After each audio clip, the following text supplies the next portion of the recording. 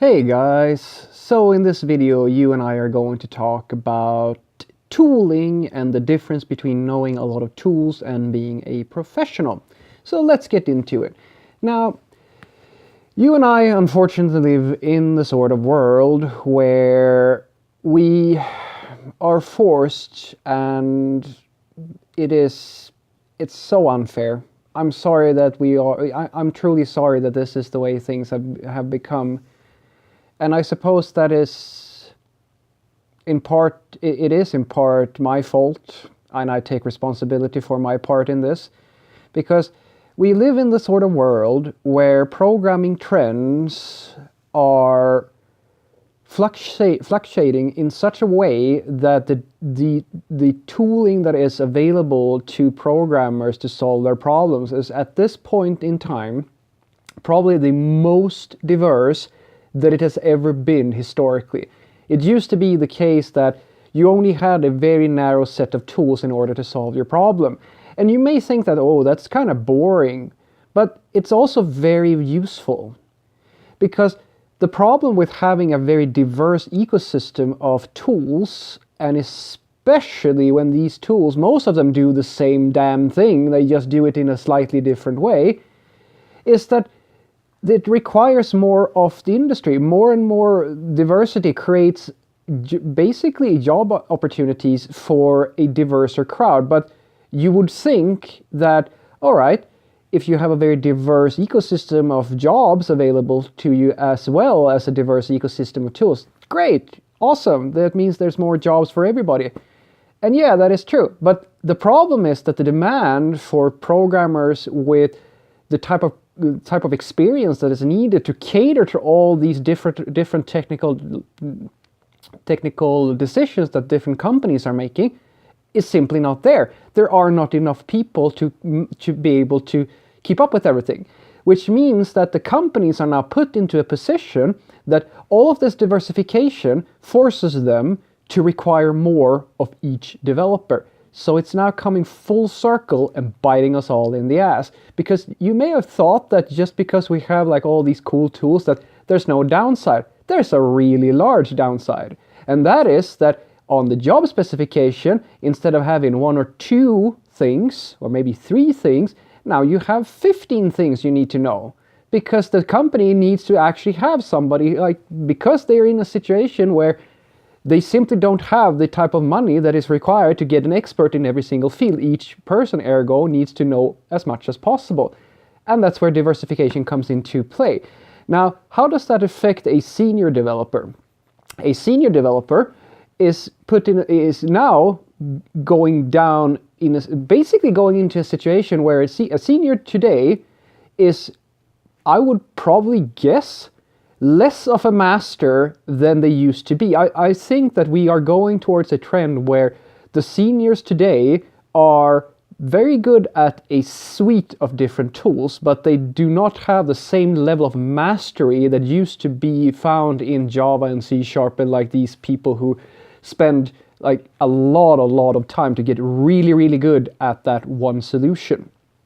That's the seniors' most likely scenario in all of this. The juniors are in an even crappier situation than the seniors, because at least the seniors are going to get hired, because even if they are not experts at every single thing, they have enough experience and they're proven they're a safe bet.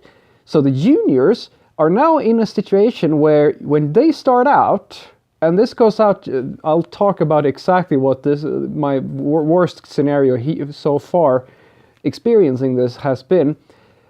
They're in a situation where there's a million tools, and more than half of them do the same thing. So how do I possibly, as a junior, how would I possibly know which one to pick? Do I go with, let's take JavaScript, which is probably the worst culprit in all of this. Do I go with Ember, Meteor.js, Knockout, React, Preact, Angular? Which one do I pick? How do I know which one is a good bet? And this forces the juniors into a situation, and this is what scares me the most. Apart from not knowing what, which of these languages or these solutions to pick, they're more and more people I see are actually now focusing more on learning all the different trendy tools, and they are forgetting the fundamental reason why these tools exist in the first place. And the fundamental reason why these tools are out there is to solve problems. Think about that. We have gotten to a point where it is almost more important to know a lot of tools that a lot of companies are trying to find people for than it is to be a solid developer. Or rather, that's the perception that we are putting into our junior developers. Because I've been asked so many times, Fredrik, please, I don't know what to pick. Can you give me a list of things that I need to learn so that I can become a developer? It is so diverse. This ecosystem of services and tools and things that you have to know is so massive that people don't even know how to achieve the goal of having the title programmer or systems developer. They don't even know how to get there anymore. And even education programs are struggling to keep up with actually producing people that can be hired and go out into the workforce because the environment is so diverse.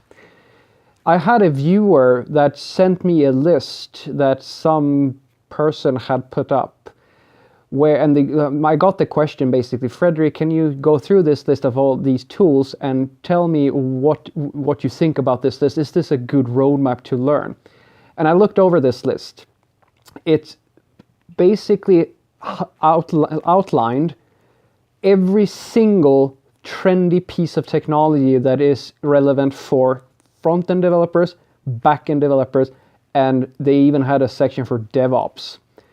That is literally a list that is and I said this to my viewer, I said, this is a list, like use this as a reference to kind of figure out what's relevant today, because this is basically a holistic view of everything out there. It wasn't complete, but it was fairly close. This list, if you are going to master this and get good at it, it's going to take you 10, maybe 15 years to learn all of these tools. Even if you started now, you will never ever learn all of the stuff that is there to a master level or to a level where you're really, really proficient with it. So you now need to get into the situation, all right, which one do I pick? And that kind of defeats the purpose of a roadmap, doesn't it? If you have no way of knowing which one to pick, you you have a list of a bunch of tools, but you don't have anywhere to go with it. And I understand this predicament for the junior developers where they feel like they have to learn all of these things in order to actually do what software developers do. And what I'm here to try and to tell you is that you need to stop this. You need to stop thinking that knowing a lot of tools is going to make you a better developer, because it's not. You're going about it the wrong way. It's like this horrendous, horrible thing that I actually read not that long ago, where they asked kids in America through the 90s, the 80s, the 90s, and 2000 and forward. They've been asking the question, what do you want to do? What do you want to be when you grow up? The three most common historically answers to this question in age groups, I think 8 to 19, has been doctor, policeman, and fireman, I think, historically. It's only now in recent time where, I don't know if this is true, but I have no problem believing that it's true. The most popular answer today is no longer doctor, it's rich. Rich. That's the answer. There's no, what do you want to be? It's not even a profession anymore. They just want to be rich. And I argue that the same thing is happening for our junior developers. They don't understand why React is what problem React is solving. They don't understand. I see that all the time. They don't understand why certain solutions are put in place for specific reason. Why is Docker a nice thing? Like, they have no idea. They just know that they need to learn it because it's being told to them from every single person around them, oh, this is awesome, this is great, we need to use this. But they don't understand the problem that it's solving. And so they focus, and that's what I'm seeing. This is what I took away from my viewer as well. He's focusing more on me telling him which tools he needs to learn so he can do what I do, or whatever he wants to do himself. But that's the core issue. If you focus more on the tools than on solving the problems, then you're going about the wrong way. The question that you need to ask is, okay, what is it that I want to build? What do I want to create? And then you try to create that thing. And as you create that thing that you need to create, you will naturally adopt the tools that are required in order to actually build that thing. And once it's built, you will find that some things were easy, some things were difficult. And that's where these tools come in. These tools are created because enough people have been creating something very similar over and over and realize that, hey, these problems are very common. Let's create a solution that makes this a little bit nicer for us. That's the approach you should have. And I argue, and this is going out to all the juniors out there, don't focus too much on learning all of the tools. It's not about learning, because you're not going to master them all. Just trust me, you will not master all of the stuff that's out there. Focus on learning the best tools for the thing that you want to be able to do. And if you want to know what it is that you need to know in order to be a real software developer, here's my secret tip. Are you ready? Are you sitting down? Because this is a big one, all right? I'll tell you the secret to learn exactly what you need in order to do what I do professionally.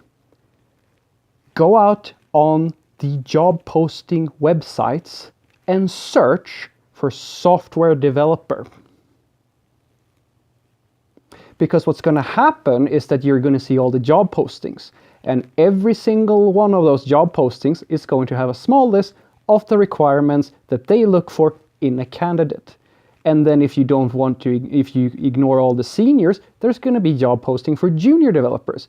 And those lists will give you a very good idea of, depending on your region, because this may vary in different countries, it will give you an excellent understanding of the type of technologies and tools that are desirable from the company's perspective. That's my biggest tip to you. That's a very nice way for you to get an understanding of what tools are fairly relevant, what are people looking for in software developers. But before you do that, answer the question for yourself. What do I want to be able to build? Because learning all the tools, nobody knows all the tools. Not even the Bjarne Stroustrup or Linus Torvalds or whoever you like. You can name any of the super famous super developers. They don't know them all, because they, as true bred seniors, true masters of the craft, know that it's not about the amount of tools you know, it's about solving problems.